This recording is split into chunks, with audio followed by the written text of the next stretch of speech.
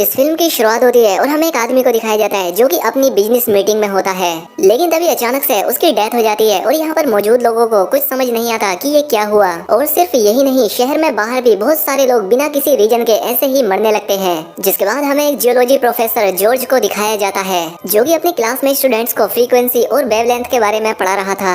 और तभी यहाँ पर आर्मी के कुछ ऑफिसर जॉर्ज को लेने के लिए आए होते हैं और जॉर्ज देखता है कि वो अपने साथ डॉक्टर सर्च को भी लाए होते हैं जो कि न्यूक्लियर वेपन का एक्सपर्ट है।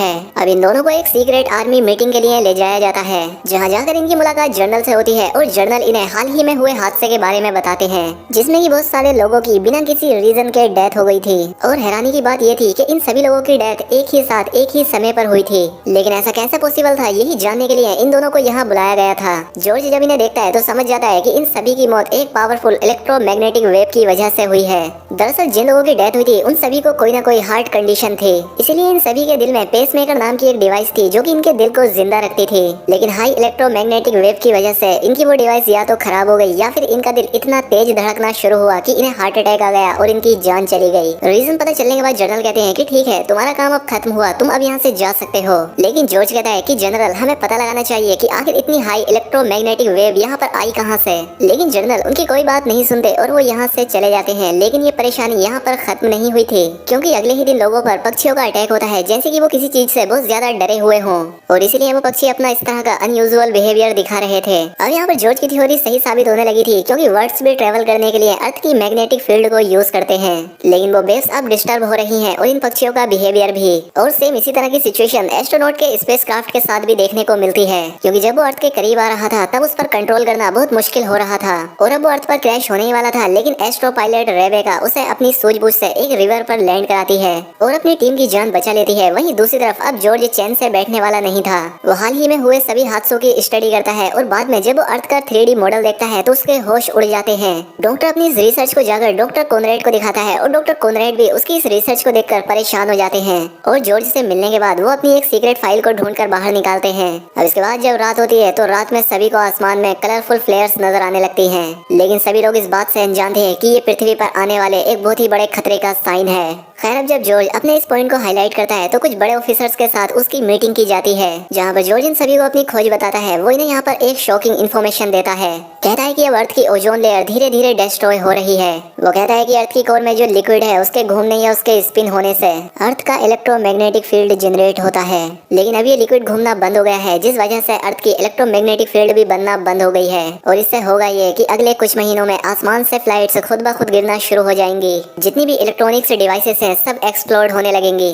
बड़े बड़े तूफान आएंगे और भी कई तरह की क्लाइमेटीज आएंगी और आखिर में ये अर्थ तबाह हो जाएगी। लेकिन ये क्यों हो रहा है इनको कोई आइडिया नहीं था और इसको ठीक भी नहीं किया जा सकता था क्योंकि अब तक इंसान अर्थ के सिर्फ 11 किलोमीटर अंदर ही जा चुके हैं, लेकिन अर्थ का कोर जहाँ पर ये लिक्विड मौजूद होता है वो 3000 किलोमीटर नीचे है जिसका टेम्परेचर 5000 डिग्री सेल्सियस से भी ज्यादा हो सकता है।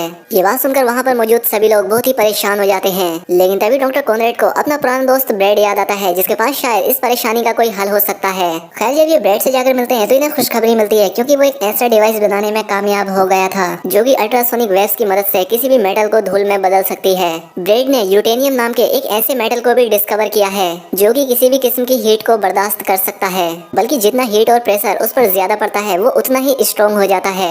और अब इस धातु से पृथ्वी की कोर में जाने के लिए शिप बनाना एक अच्छा आइडिया होगा क्योंकि इससे अच्छा दूसरा आइडिया इनके पास और कोई था भी नहीं और ना ही इनके पास ज्यादा टाइम है। खैर, अब गवर्नमेंट इन्हें हर तरह की फैसिलिटी प्रोवाइड कराती है ताकि वो शिप को जल्द से जल्द बना सके। गवर्नमेंट एक हैकर फिंच को भी हायर करती है क्योंकि वो नहीं चाहते थे कि एक्सप्लोजिव की खबर किसी को भी पता चले जिससे लोग डर जाएं। फिंच का काम इस मिशन में किसी भी पोस्ट को इंटरनेट पर देखकर उसे डिलीट करना था। अब ब्रेड काफी मेहनत करने के बाद उस पावरफुल शिप वर्जिल को बनाने में कामयाब हो जाता है और ये शिप चलने के लिए अल्ट्रा पावर न्यूक्लियर का यूज करेगा।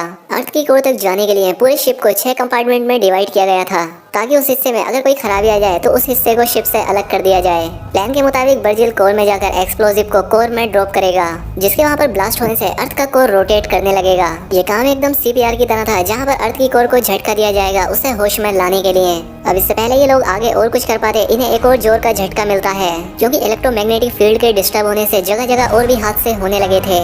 यानी कि अब इनके पास मशीन टेस्टिंग के लिए भी टाइम नहीं है। अब वो फौरन अपने मिशन के लिए मारियाना ट्रेंच की तरफ निकल जाते हैं। अब ये लोग जैसे ही समंदर में डाइव करते हैं, इन्हें एक और नई चीज देखने को मिलती है कि समंदर में मौजूद व्हेल इनके चारों तरफ तैरने लगती है। अब जमीन में एंटर करने के लिए जिम्स्की ने मारियाना ट्रेंच को चूज किया था, जहाँ पर इन्हें भूकंप का सामना करना पड़ता है। लेकिन जिम्स्की किसी तरह से शिप को कंट्रोल करके जमीन में अपना अंदर जाने का रास्ता बना लेता है। क्रस्ट का लेयर पत्थरों से बना हुआ था और वर्जिल शिप उसे चीरता हुआ आगे बढ़ रहा था।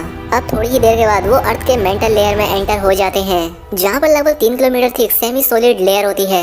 और लगभग 12 घंटों के सफर के बाद उन्हें सोनार पर कुछ डार्क स्पॉट नजर आते हैं। जॉर्ज समझ जाता है कि सोनार पर ब्लैक स्पॉट का मतलब ये है कि वो एरिया एकदम खोखला है। लेकिन ये वर्जिल शिप खोखले एरिया में फ्लाई या ग्लाइड करने के लिए डिजाइन नहीं किया गया था। वर्जिल के काफी बड़ा होने की वजह से इन्हें इतना टाइम नहीं मिलता कि उसे बचा सके। और देखते ही देखते वर्जिल किसी अननोन क्रिस्टल की दुनिया में एंटर कर जाता है, जहाँ पर इन सभी की जान तो बच जाती है, लेकिन एक जायंट क्रिस्टल इनके शिप में फंस जाता है। और अब इनके पास कोई चारा नहीं था सिवाय शिप के इंपैरल हिस्से से बाहर निकलकर इस मुसीबत को हटाने का। इंपैरल एक बहुत ही गर्म हिस्सा था, जिससे पहले इन्हें नाइट्रोजन गैस का यूज करके उसे ठंडा करना होगा। बाहर निकलने के बाद इन्हें समझ आता है कि ये कोबाल्ट से बने हुए एक कोकून में है। ये जियोड क्रिस्टल की दुनिया है, जो कि अर्थ की सरफेस पर वोल्केनो के आसपास भी पाए जाते हैं। लेकिन उनके पास इस अनोखी सी दुनिया को एक्सपीरियंस करने के लिए समय नहीं था, क्योंकि जिस होल से ये यहाँ आए थे वहाँ से पिघला हुआ लावा अंदर घुसने लगता है, जिससे सभी क्रिस्टल कोलैप्स होने लगते हैं। वो कैसे भी करके उन सभी क्रिस्टल को हटाने में तो कामयाब हो जाते हैं, लेकिन एक क्रिस्टल आइफ सीन को लग जाता है, जिससे वो खोलते हुए लावे में गिर जाता है। अब उनके पास इस सब के लिए टाइम नहीं था, इसलिए वो इंजन को स्टार्ट करके खोलते हुए लावा से आगे बढ़ते हैं। अब यहाँ पर इन्हें 2 दिन बीत जाते हैं और अब ये आउटर कोर के करीब पहुँचने वाले थे, इसलिए टीम के कुछ लोग न्यूक्लियर डिवाइस को रेडी करने में लग जाते हैं। लेकिन तभी बैग का सामना आइलैंड के साइज जितने एक डायमंड से होता है। वो कैसे भी वर्जिल को बचाते हुए वहां से निकल आती है, लेकिन आखिर में एक बड़ा डायमंड ब्लास्ट कंपार्टमेंट से टकरा जाता है, जिसकी वजह से अब सिस्टम खुद ब खुद डैमेज कंपार्टमेंट को हटाने लगता है। अब इन्हें रियलाइज होता है कि इससे तो न्यूक्लियर कंट्रोल यूनिट भी पीछे छूट जाएगा और इसके बिना तो ये मिशन पॉसिबल ही नहीं है।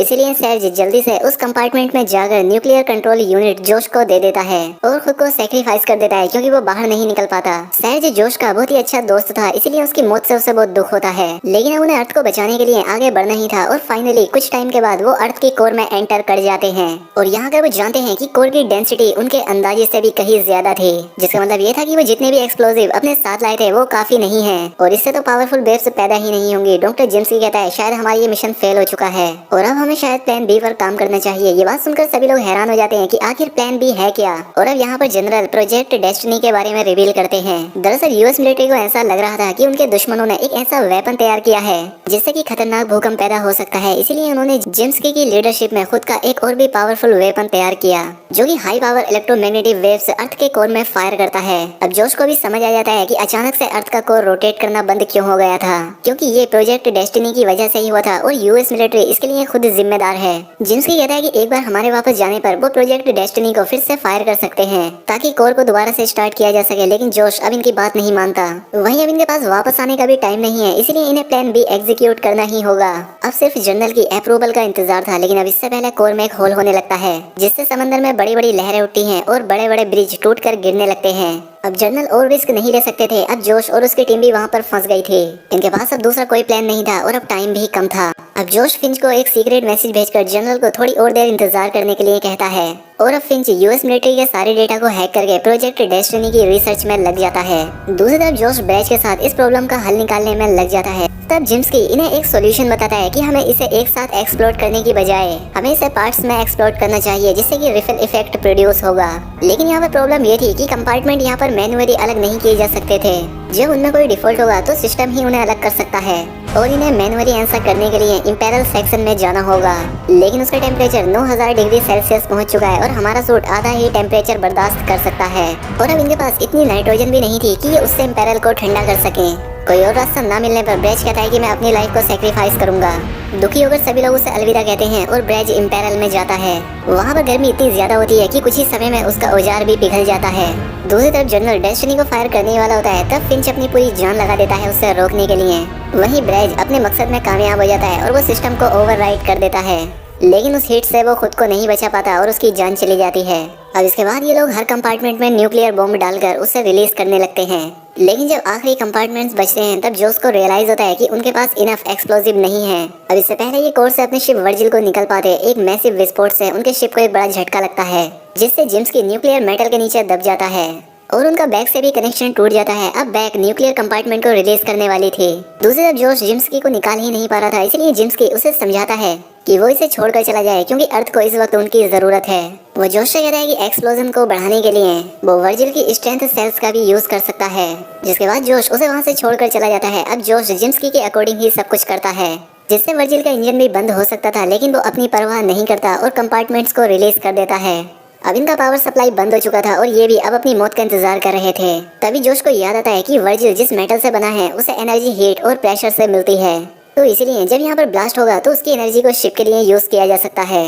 और इसलिए जब बॉम्ब एक एक करके ब्लास्ट होते हैं तो वर्जिल को यहाँ पर बूस्ट मिल जाता है और अब अर्थ का कोर भी रोटेट होना शुरू हो जाता है, जिससे सब कुछ नॉर्मल हो जाता है। वहीं दूसरी तरफ वर्जिल अब उस प्रेशर की वजह से सेंटर से तो बाहर आ चुका था और अब वो समंदर की सतह पर पहुंच जाते हैं, लेकिन वर्जिल को प्रेशर उस ब्लास्ट से मिला था तो वो अपनी पावर खो देता है और उनका कनेक्शन भी कंट्रोल रूम से टूट जाता है। अब उनकी टीम को पता ही नहीं था कि आखिर उनका शिप समंदर में कहां पर है, लेकिन तभी वहां पर रेस्क्यू टीम एक ही जगह पर बहुत सारी वेल्स को घूमते हुए देखती है, जिससे वो समझ जाते हैं कि वर्जिल यहीं पर है। और ये इस वजह से था कि जोश ने अल्ट्रासोनिक फ्रीक्वेंसी को ऑन कर दिया था, जिससे बैक और जोश की जान बच जाती है। अब हम मूवी के आखिरी सीन में देखते हैं जहाँ पर कि फिन एक कैफे में बैठकर वहाँ के सिस्टम को हैक करता है और प्रोजेक्ट डेस्टिनी के बारे में सारी इन्फॉर्मेशन ऑनलाइन अपलोड कर देता है, जिससे कि यूएस मिलिट्री पर सवाल उठने लगते हैं और उन्हें अपना ये प्रोजेक्ट बंद करना पड़ता है। फिंच उन हीरोज के बारे में भी सभी को बताता है जिन्होंने पृथ्वी को बचाने के लिए अपनी जान कुर्बान कर दी थी।